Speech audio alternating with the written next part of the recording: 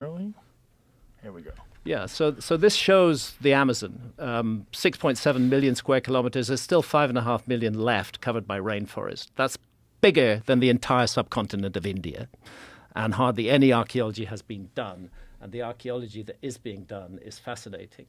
And it's particularly in the state of Acre, in the southwest of Brazil, that we're seeing these extraordinary geoglyphs. Now, I'm on the left there. That's Martti Parsanen from the University of Helsinki. And that is Fabio Filho, who's the LiDAR expert. And that's Alceu Ranzi, who's a Brazilian geographer and archaeologist. And we're looking at the latest LiDAR discoveries. And there I'm about to take off in a plane with these two guys. It was just incredible to fly over there. I've flown over the Nazca lines many times, but to fly over this and to see these huge earthworks on a scale of hundreds of meters sitting there, often encroached on by farms, was very, very, very exciting. And what's the conventional explanation for these things? There is no conventional explanation because really it's only begun to be studied. Alceu first noticed them on an overflight more than 20 years ago, but it's only relatively recently that they've started to get the funding. And I want to pay tribute to Eugene Jong, who is a philanthropist who has provided funding for these guys to continue their work, and who's also provided funding to the Comet Research Group, and who's also provided funding for the DMT research that's being done at UCSD. What's his name? Eugene Jong. He's a brilliant Eugene guy. Jong. J-H-O-N-G. He's a brilliant philanthropist, and he's so open-minded, and he's looking to support research in areas that the mainstream just won't touch. That's amazing. So Good we're for looking at him. Fazenda Cipoal here, where we have an octagon with rounded corners. And then this is Santa's shot of the same place. And you can see what's going on. You see the smoke in the background there? Mm-hmm. That's the Amazon burning. That's settlers clearing the Amazon to create more farms.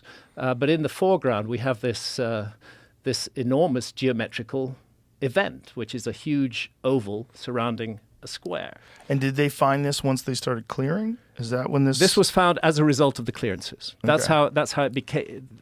Archaeologists became aware that these things exist. So before that, this was completely covered with trees? Completely covered with rainforest. It was only it's a sort of mixed blessing or mixed curse, if you like, Right. because the clearances made it possible for us to know that these things exist. But the clearances ultimately will destroy the entire Amazon if they're allowed to continue. Jacosá, on the left, a square surrounding a circle.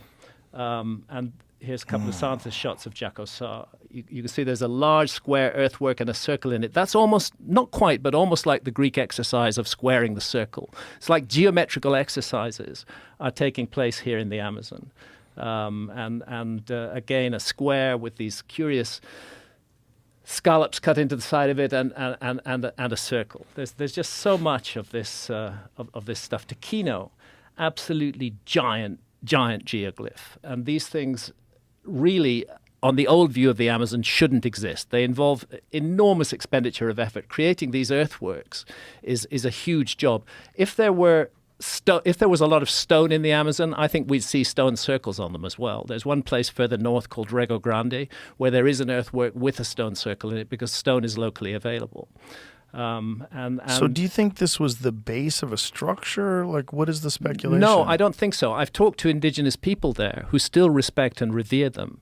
And they say that they were for shamanic journeying, that the population would gather within them, that there would be certain areas that might be reserved for the shamans. For example, the square on the left, those two cut-out areas, top left and right of that square, it suggested that shamans were in there and the rest of the population were in the other area, and they were undertaking visionary journeys, perhaps using ayahuasca.